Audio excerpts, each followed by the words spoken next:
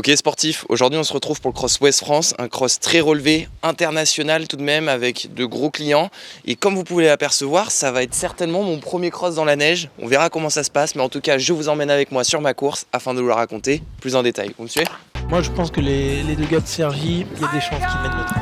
Baptiste Cartiot qui a repris les commandes. Lucas Vivin là à l'intérieur qui fait une belle course. Dernier tour, mais la cloche va retentir. Regardez ce finish entre les deux hommes, là ils vont nous faire une dernière ligne de folie. Baptiste qui s'impose ce matin, vainqueur. Le Cross Ouest France, un cross très relevé qui sera mon premier rendez-vous de l'année. En effet, pour vous faire une mise en contexte, après avoir remporté le 10 km d'ici les Moulineaux en mi-décembre, j'ai décidé de couper, c'est-à-dire de prendre une petite pause afin de se reposer physiquement mais surtout mentalement. Et après 2 semaines de coupure, je suis rechargé à bloc. Ça fait maintenant 4 semaines que j'ai repris l'entraînement. Je commence à remettre pas mal de charge et d'intensité avec pour but principal me préparer pour les championnats du monde universitaires qui auront lieu sur Oman. Ce Cross Ouest France est une belle avant-première pour retrouver l'effort si spécial des crosses, me remettre bel et bien en route, même si l'entraînement lui n'est pas encore optimal, mais bon, vous l'avez compris, ce n'est pas tellement le but du jour de faire une grosse performance.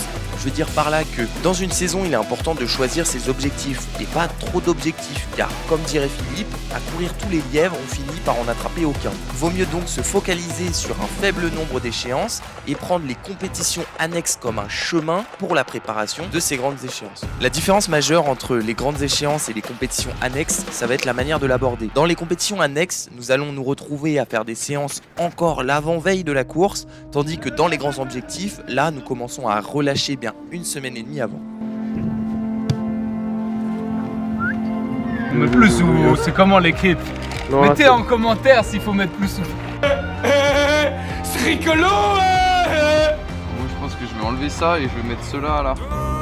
L'heure est au préparatif. Après avoir repéré le parcours, qui était certes très ressemblant à celui de l'année dernière, nous avons tout de même repéré un détail qui change, et pas des moindres. Il s'agit du revêtement du sol, qui est lui bien plus boueux que l'année précédente. Il faut ainsi s'équiper en conséquence en vissant des clous de 12 mm sous les pointes. Une fois cela fait, il est temps d'enfiler sa tenue de compétition et de se rendre sur la ligne de départ. Allez, on est sur la ligne de départ, pas de neige aujourd'hui mais ça va bien dégeler, donc on a une fine couche de gadou qui est quand même assez conséquente, on s'est équipé en conséquence et puis on est parti sur ce cross. 6 km 6 c'est assez court, donc va falloir être prêt, on verra si la prépa a été bonne, la prépa rapide mais on verra bien. Allez, je vous emmène.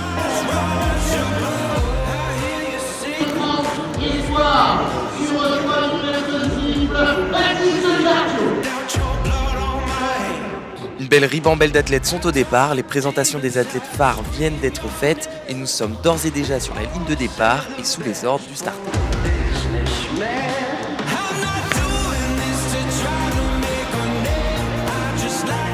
Ça y est, ma première course de 2024 est là et elle commence sur les chapeaux de roue. En effet, ça part bien vite aujourd'hui et je me rends compte que je n'étais pas vraiment préparé. Ouais, la machine a du mal à se mettre en route et je suis vite en plein milieu du pack. Ce qui ne vient pas faciliter ma progression. Dans les premiers virages, je suis quelque peu bousculé. Il faut que je remédie à cela en me replaçant un peu plus haut dans le peloton et une fois 500 mètres effectués, ça y est, c'est bon. Je me retrouve à la 10e position avec devant des personnes que je connais qui sont naturellement devant de par leur performance et d'autres par contre que je ne connais point et qui vont certainement exploser par la suite.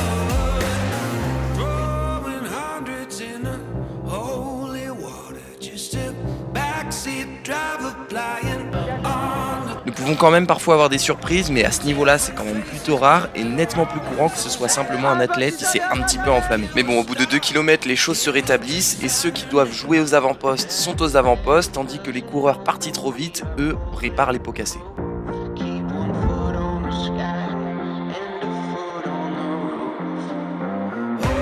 Vous demandez certainement pourquoi il y a des filles sur le parcours, et bien ceci est dû au fait que nous nous sommes élancés sur le même parcours à 3 minutes d'intervalle. Ce sont donc bel et bien 2 courses distinctes mais sur le même circuit, ce qui fait que nous sommes parfois contraints de devoir les dépasser, mais fort heureusement pour nous, elles n'étaient pas très nombreuses au départ, mais il est vrai que c'est étonnant de devoir doubler en plein effort des personnes qui ne sont en fin de compte même pas dans la même course.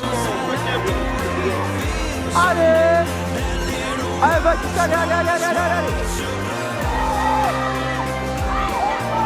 Clément. Nous sommes désormais au tiers de course, en effet nous venons de terminer la première des 3 grandes boucles à effectuer, nous sommes donc désormais sur la seconde boucle et comme vous pouvez le voir j'ai trouvé un petit groupe sympa, avec Pierre Boudy notamment et nous sommes à la chasse d'Alexandre Sadedine, actuellement en 7ème position. Alexandre est un athlète qui avait terminé juste derrière moi aux 10 km d'ici les Moulineaux et aujourd'hui il a vraisemblablement décidé de partir fort. Déjà que moi je trouvais que c'était un départ rapide en étant derrière lui. Je me suis dit aujourd'hui il est costaud et il va certainement aller au bout comme ça.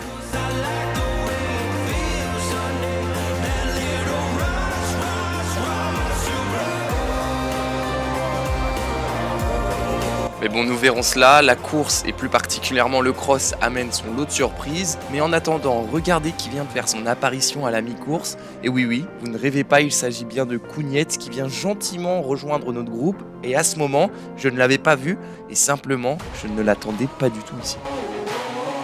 Et oui, pendant les crosses automnales, il m'arrivait de lui mettre 30 secondes d'écart, donc bien évidemment que je m'y attendais pas du tout, mais c'est pas fini, regardez bien ce que Clément s'apprête à faire. Ici en noir, il va récupérer 3 places en l'espace de 10 secondes. Redoutable la Kougnetz.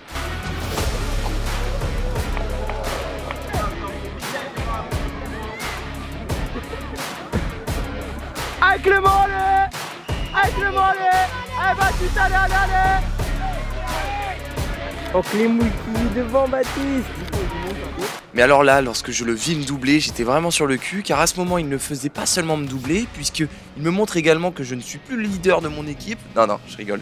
En vrai, c'est surtout, je ne sais pas si vous vous rendez compte, mais là, il vient de nous mettre une valise, car en l'espace de 300 mètres, il nous met bien 10 mètres dans la vue. Là, nul doute, la cassure est bel et bien faite. Maintenant, la question est, va-t-il parvenir à maintenir cet écart jusqu'à la ligne d'arrivée? Ça, c'est une bonne question, puisque je vous le rappelle, nous venons seulement de passer à la mi-course. A-t-il peut-être attaqué trop tôt? Nous verrons cela très vite, mais en attendant, nous allons nous demander pourquoi est-ce que je n'ai pas suivi Clément à ce moment de la course. Eh bien la réponse était simple, à ce moment je traversais un moment de moins bien, j'encaissais un départ qui était vraisemblablement trop rapide pour moi puisque mes mollets avaient déjà bien chargé, j'espérais avoir un second souffle pour aller le chercher par la suite. Allez Baptiste, allez, va chercher Clément, allez! Allez Mathéo, allez! Entre temps, le peloton de 4 personnes est désormais bien éclaté puisque nous avons Kougnetz qui a attaqué, Boudy qui a laissé un peu de terrain et à ce moment, je me retrouve à récupérer Alexandre que nous avions visu depuis un bon petit moment. Je parviens non sans mal à lui passer devant, m'emparant ainsi de la tant convoitée 10e place. Ouais, à ce moment, en vue de mon état, j'avais vu mes objectifs à la baisse. Il fallait se mettre à l'évidence, Clément est parti, je ne peux désormais plus lui passer devant. Je me battais donc désormais pour le top 10, mais un top 10 qui n'était pas donné d'avance. En effet, Alexandre n'a pas dit son dernier mot, mais là c'est surtout Julien Rebec qui vient de me passer devant. Allez Baptiste! Allez Baptiste, allez, déroule, allez! Julien Rebec est un athlète qui a réalisé 13 minutes 33 aux 5000 mètres, mais surtout qui figure également dans la sélection pour les championnats du monde universitaire. Il sera donc un coéquipier à Oman, mais aujourd'hui c'est bel et bien un adversaire qui m'éloigne du top 10. Il fallait donc que je m'accroche pour parvenir à choper ce top 10. Allez Clément, allez!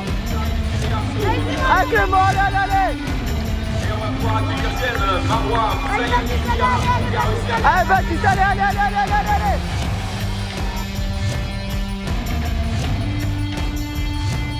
Allez Clément, allez!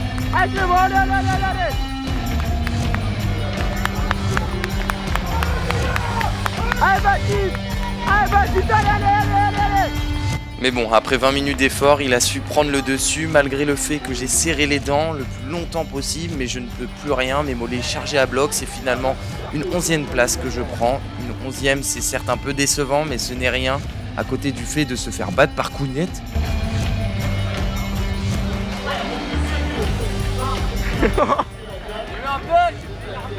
Bah écoute, au début, je pars, j'ai l'impression que j'étais pas du tout dedans. Au fur et à mesure de la course, je sais pas, les jambes elles sont revenues. J'ai réussi à remonter derrière vous et j'arrivais pas à passer en fait dans les lacets là-bas. Une fois, dès qu'on a eu l'occasion. Mais j'avoue que j'étais pas serein parce qu'à un moment, j'en pouvais plus. Bravo, hein, franchement. T'as fait ce qu'il fallait faire, t'as fait une attaque saillante. On n'a pas pu suivre, hein. Clairement moi je t'ai vu passer, je vais merde c'est Kougnetz, faut que j'accroche. Mais j'avais rien. Et les mollets ils étaient déjà donc bravo à toi. Merci Baptiste. Et ouais, ça montre que t'as passé un cap là. Bah là. Ah bah là. Ah, Ah. l'Elifa, c'est pour toi, hein. Pas de rancune, je suis content, même fier de m'entraîner avec lui. Ça prouve que nous nous entraînons consciencieusement, puisque Matteo également, que nous n'avons pas trop mentionné, il termine à quelques secondes de moi, à la 13e position. Nous avons donc une superbe équipe, très performante, qui est prête à se rendre aux championnats régionaux, qui ont lieu la semaine prochaine. Voilà, j'espère que cette vidéo vous a plu, et sur ce, je vous dis à bientôt. Salut!